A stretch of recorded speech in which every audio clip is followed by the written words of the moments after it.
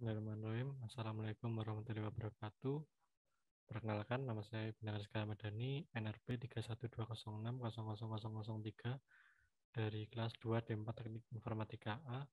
Di sini saya ingin menjelaskan tentang aplikasi struktur Y2. Aplikasi Y2 menganut pola desain MVC, model view controller, yaitu model mempresentasikan data, logika, bisnis, serta aturan-aturan yang ada, atau biasanya model itu yang berhubungan dengan database. Lalu view, representasi, masukan, atau koran dari model. Jadi view itu seperti tampilannya, seperti HTML-nya, lalu bisa mengoutputkan model, yaitu data-data dari database untuk tampil di view. Lalu controller menerima masukan dan merubahnya menjadi perintah untuk mengakses model dan menampilkan view. Jadi cara kerjanya ketika kita mengakses aplikasi Y2, maka pertama itu akan mengakses controller. Jika controller membutuhkan model, maka akan memanggil model.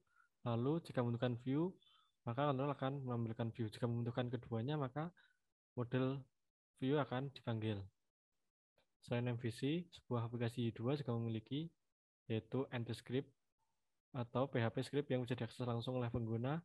Mereka menggunakan awal dari sebuah request ke aplikasi, lalu ada application, merupakan objek yang dapat diakses secara global. Objek ini mengelola berbagai komponen dan mengkoordinasikan mereka untuk memenuhi request. Lalu, komponen application merupakan objek-objek yang tergabung dengan application dan menyediakan berbagai layanan untuk memenuhi request. Lalu, modul merupakan soket yang di dalamnya terdapat MVC secara komplit. Sebuah aplikasi Y2 dapat dibuat dan dikelola menjadi beberapa modul. Lalu, filter merepresentasikan kode yang perlu untuk dijalankan sebelum dan atau sudah sebuah request ditangani oleh controller. Lalu widget merupakan objek yang biasanya dilekatkan pada view untuk mempermudah menggunakan tampilan. Lalu struktur aplikasi Y2 seperti ini. Cara kerjanya yaitu pertama kita itu mengakses entry script. Entry script jika di PHP adalah index.php, sedangkan di HTML seperti index.html, maka yang diakses pertama kali yaitu kalau di sini index.php. Lalu entry script memanggil application. Lalu application bisa memanggil juga entry script. Entry script di sini hanya bisa memanggil satu application saja. Lalu setelah itu application bisa mengakses application komponen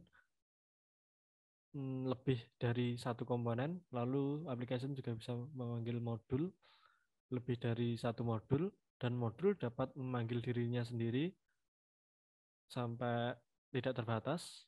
Lalu application hanya bisa untuk satu controller. Lalu controller uh, controller application itu bisa mempunyai banyak banyak controller. Lalu controller bisa memanggil modul untuk berulang kali.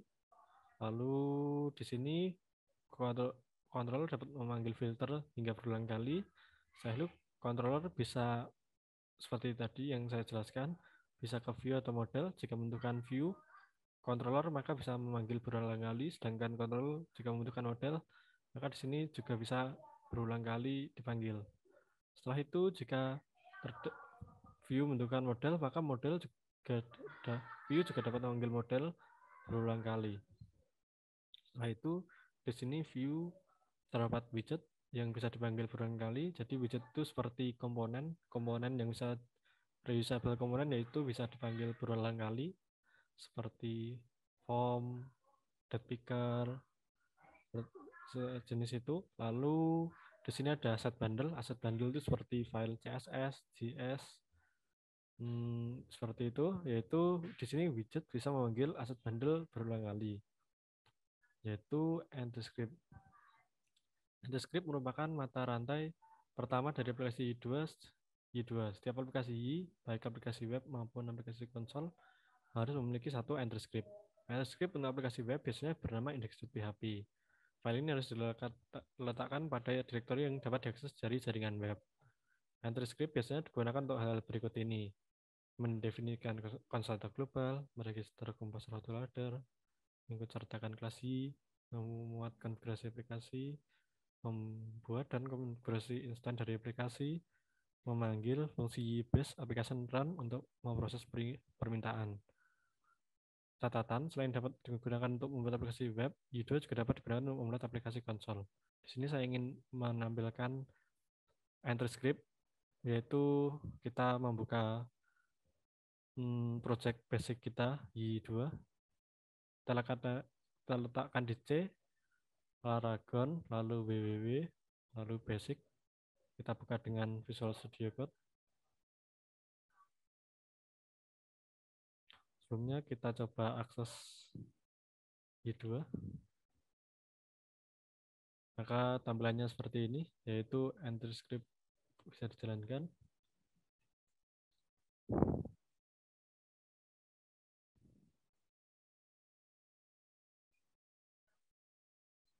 Setelah itu untuk entry script letaknya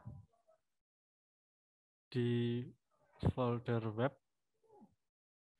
bernama index.php web, lalu index.php, lalu di sini terdapat konstanta global, yaitu tentang debug dan env. Lalu seperti yang tadi, autoloader kita panggil sini untuk meload modul-modul yang penting. Lalu y menggunakan kelas y, lalu memat konfigurasi aplikasi di sini config. Setelah itu membuat dan konfigurasi instance dari aplikasi.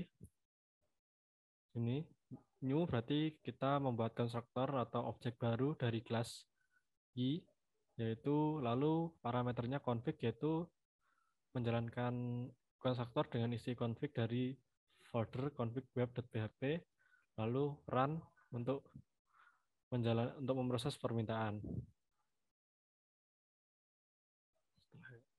Nah, seperti ini tadi entry script untuk aplikasi web yang sudah kita tampilkan tadi sebelumnya. Lalu sekarang menuju ke application. Application yaitu merupakan objek yang mengelola keseluruhan struktur dan siklus hidup dari aplikasi Y2.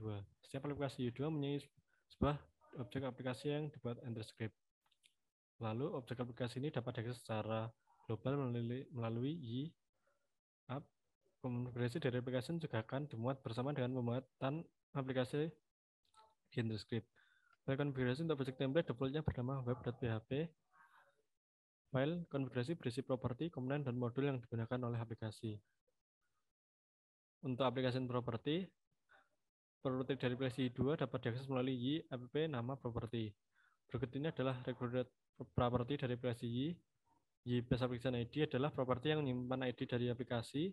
ID ini bersifat unik dan berguna untuk memberikan aplikasi satu dengan lainnya.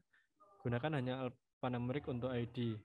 Lalu y base application base path adalah properti yang digunakan untuk menentukan root directory dari aplikasi. Lalu ada beberapa properti lainnya, yaitu name untuk menyimpan nama dari aplikasi, lalu komponen merupakan properti yang digunakan untuk menentukan komponen-komponen yang dapat digunakan oleh aplikasi, lalu modul merupakan properti yang digunakan untuk menentukan modul-modul yang dapat digunakan oleh aplikasi, lalu default route untuk menentukan route yang akan digunakan jika ada request yang tidak menentukan route yang diminta. Nilai default dari properti ini adalah site index. Jadi site index itu adalah default root dari Y.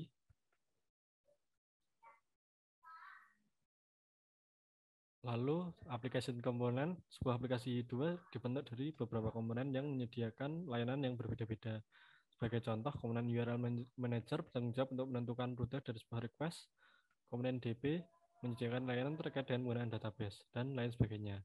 Komponen dari aplikasi akan dibuat ketika komponen tersebut digunakan untuk pertama kali. Berikut ini beberapa komponen inti dari aplikasi Y2, yaitu DB, mengelola hubungan dengan database, lalu error handler, menangani error dan exception pada PHP, user menangani autentikasi user, dan lain-lain. Untuk letak application dari Y sendiri bertempatan di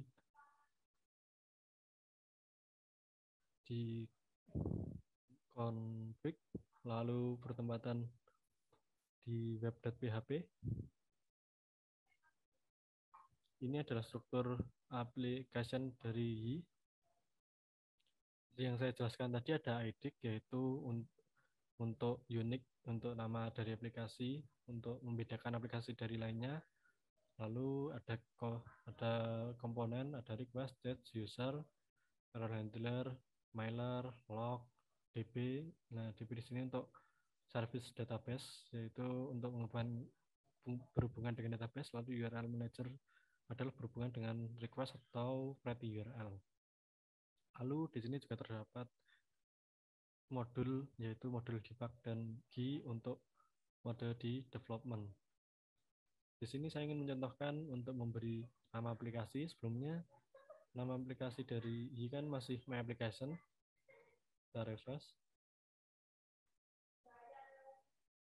Terus di sini saya contohkan dengan mengisi nama dari aplikasi. Kita kasih logo kelontong, terus itu kita save.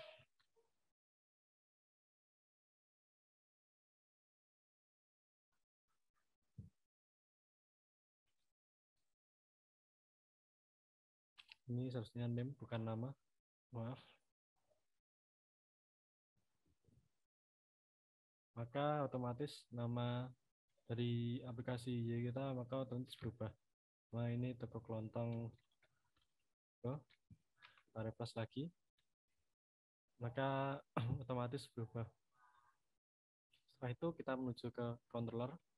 Controller adalah bagian dari arsitektur MVC yang bertugas untuk menerima permintaan dan memberikan tanggapan atau respon. Controller akan menerima permintaan, meneruskan permintaan ke model, lalu memasukkan hasil dari pemrosesan dari model ke dalam view, dan kemudian membentuk tanggapan. Nama file PHP dari sebuah controller mengikuti format control ID controller.php. Sebagai contoh file, semua di sini jurusan controller.php merupakan file untuk controller dengan ID jurusan. Lalu control action. Sebuah controller dibuat dari satu atau beberapa action. Action ID merupakan kata unik yang digunakan untuk memberikan action satu dengan action lainnya dalam sebuah controller. Action ID ditulis dengan format action ID. Semua di sini contohnya untuk create action, create, lalu fungsi.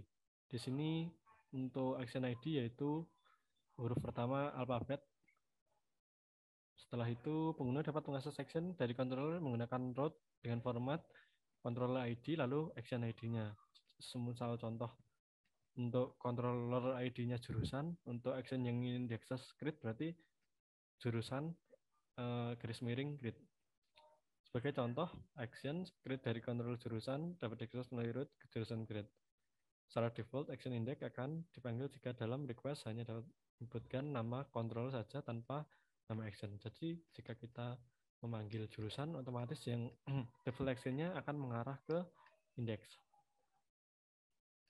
Tapi bisa kita definisikan yaitu default action-nya selama di sini kita kasih public yaitu default action sama dengan ini adalah nama action ID-nya. Selama di sini kita buat grid, ketika kita membuka route dengan hanya misal jurusan, maka yang otomatis yang dilempar yaitu grid. Itu di sini yaitu controller best practice. Di dalam aplikasi yang desain dengan baik, sebuah controller biasanya berukuran sangat kecil dan untuk setiap action hanya berisi beberapa baris kode saja. Di sini saya contohkan letak dari controller adalah di tempat controller. Di sini saya mempunyai nama controller yaitu student controller. Untuk setiap action untuk kode tidak lebih dari 5, maksudnya sangat seringkas sekali di controller. Tarik garis besar dapat disimpulkan bahwa controller dapat mengakses data permintaan request seperti HTTP header, cookie, request, parameter, dan lain-lain. Dapat memanggil metode dari model atau dari komponen lain, lalu dapat menggunakan view untuk membentuk respon atau keluaran. Seharusnya tidak memproses data permintaan request. Pemrosesan ini hanya dilakukan dalam model. Lalu seharusnya tidak sertakan kode HTML. Lebih baik ditekan pada view. Seperti ini untuk controller. Ini ada action index, view, yaitu dengan melemparkan ID, lalu create, Lalu action update yaitu dengan parameter ID. Setelah itu delete juga membutuhkan player ID, lalu find model juga membutuhkan ID. Di sini saya contohkan untuk mengakses controller.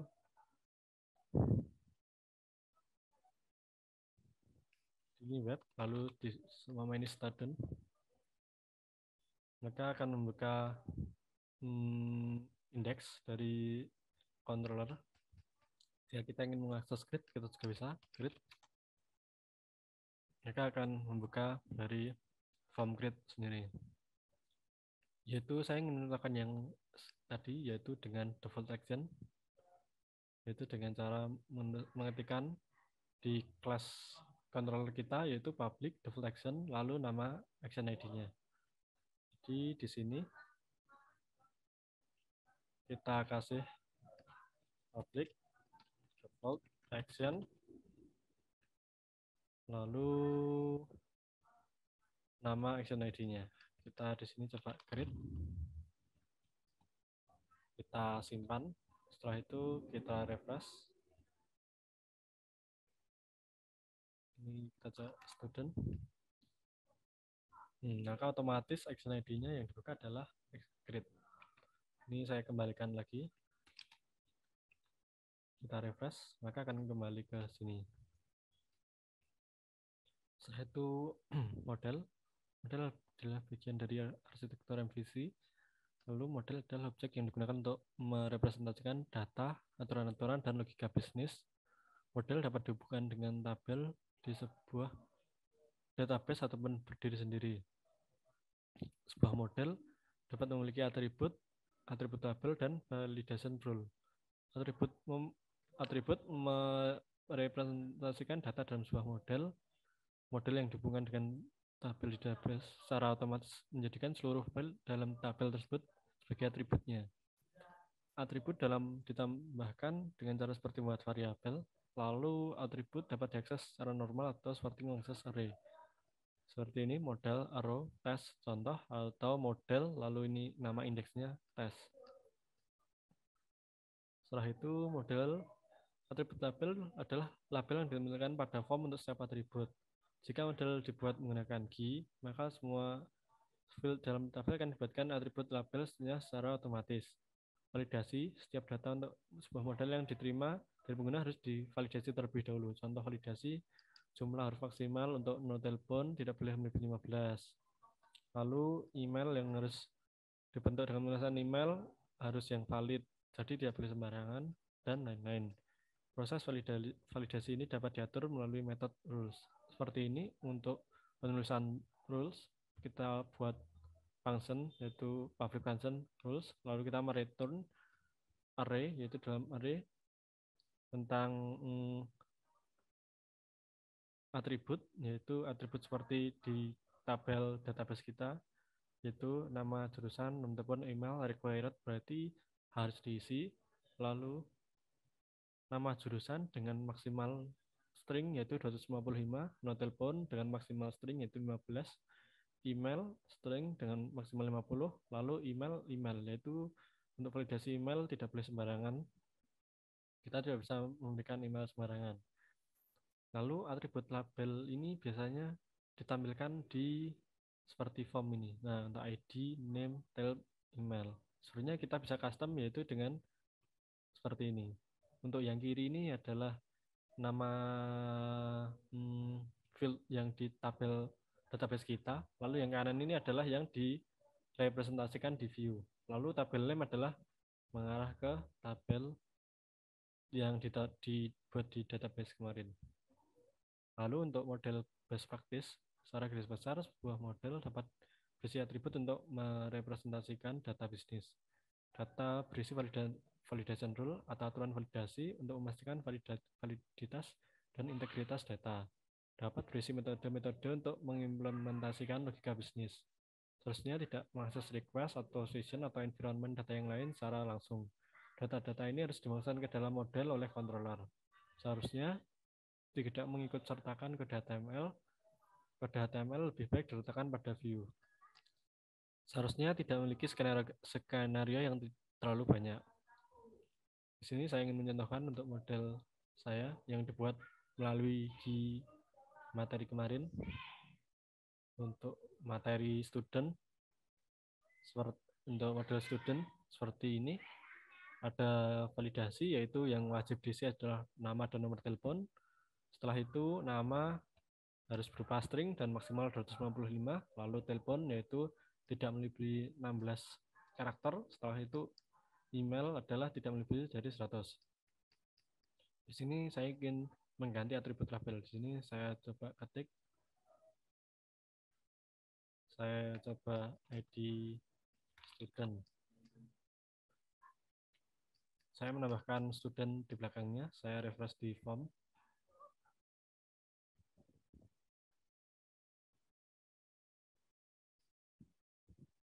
Maka akan menampilkan nama yang direpresentasikan dari model. Itu ada ID student, name student, tel student, dan email student. Setelah itu kita ke view. View adalah bagian dari arsitektur visi yang digunakan untuk menampilkan data ke pengguna. View dibentuk menggunakan gabungan dari kode PHP dan HTML dan mempertimbangkan keamanan untuk menghindari CSS atau XSS. Diterapkan metode pemeriksaan untuk menemukan data yang dimasukkan oleh pengguna. Seperti gunakan metode yHelper HTML encode untuk menemukan data teks, lalu gunakan metode yHelper HTML Previewer Process untuk menampilkan data HTML. Setelah itu, sebuah view dapat dirender dipanggil dari controller. Dari controller, sebuah view dapat dipanggil dengan salah satu metode berikut. Render memanggil view dan melakukan layout. Render partial yaitu memanggil view tanpa layout apapun. Render Ajax yaitu memanggil view tanpa layout dengan mengikutsertakan semua JS dan CSS. Biasa digunakan untuk merespon request Ajax, yaitu Ajax ini seperti kita ingin menambah data, menghapus data, mengupdate data tanpa refresh halaman. Setelah itu ada render file dan render content. Dua metode ini relatif jarang digunakan. Beberapa view di render dari sebuah controller yang sama harus diletakkan di dalam sebuah direktori yang sama pula. Contoh, semua view yang dirender di jurusan controller diletakkan pada direktori jurusan. Setelah itu layout. Layout adalah view spesial yang digunakan untuk menampilkan bagian yang sama untuk semua atau beberapa view yang ada pada sebuah aplikasi Y. Secara default, terdapat sebuah layout dengan nama main.php, yaitu tampilan umum yang dimunculkan pada setiap halaman dari sebuah aplikasi Y, seperti menu diletakkan dalam file main.php seperti ini. Ini dibuat di menu.php, main.php. Lalu filter yaitu merupakan sebuah objek yang dieksekusi sebelum dan atas reaction pada controller. Lalu filter dapat digunakan dengan meletakkan di dalam metode behavior pada sebuah controller. Lalu contoh built-in filter yang sering digunakan adalah access control. Filter ini berfungsi untuk memastikan pengguna yang mengakses sebuah action memenuhi syarat tertentu. Lihat ke dari samping, yaitu pada contoh di sini access controller hanya bisa untuk create dan update. Lalu untuk rules-nya dengan role semuanya. Jika di sini ada beberapa role seperti admin dan member, bisa seperti kita kasih di sini. Lalu built-in filter lain yang cukup berguna adalah HTTP Jets untuk mengimplementasikan jets di sisi klien, lalu Backjets untuk mengimplementasikan judging di sisi server. Lalu aset pada aplikasi Y merupakan file yang menjadi referensi dari sebuah halaman web. Contoh file CSS atau JS. Untuk dapat digunakan sebuah aset harus diletakkan pada direktori yang dapat diakses dari internet. Lalu pada direktori Y2 direkomendasikan untuk mengelola aset menggunakan aset bundle. File CSS atau JS tidak secara langsung diinputkan dalam view. Aset bundle diinputkan pada view dengan memanggil metode register. Dengan cara ini, file aset yang harus diletakkan pada direktori yang dapat diakses dari jaringan web Y, yang akan mengopikan secara otomatis. Jika terdapat perubahan pada file aset, misalkan setelah diperbarui melakukan upgrade, file aset otomatis akan diperbarui. Dengan catatan, widget akan secara otomatis menginkludkan file aset yang dibutuhkannya. Lalu ini untuk latihan akan saya buat di video selanjutnya. Lalu untuk materi aplikasi struktur Y2 selesai. Sekian, mohon maaf bila ada salah kata. Terima kasih. Wassalamualaikum warahmatullahi wabarakatuh.